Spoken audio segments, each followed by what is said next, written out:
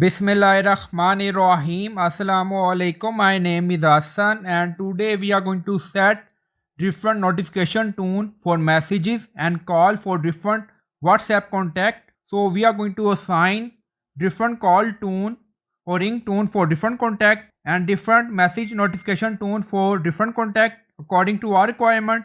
So you can open any chat and then you see chat name or person name. So click on it and then you see notification, so click on it. So we are in notification setting for this person or this individual person. Now you see message, mute notification. If you want you can enable it.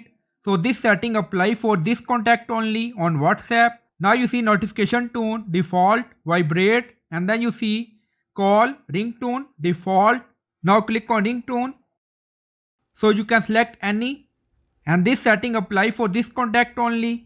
Now back. Now open another chat or another contact person chat. So we are in another person chat and we are in notification. So click on it. Mute notification, notification tone, ringtone, vibrate. So you can do this setting for this individual contact person only on WhatsApp. So you can assign different message notification tone and different ringtone for call for each person on WhatsApp according to our requirement or your requirement. So I hope you like this video. Please like, comment, share, subscribe. Thank you for watching.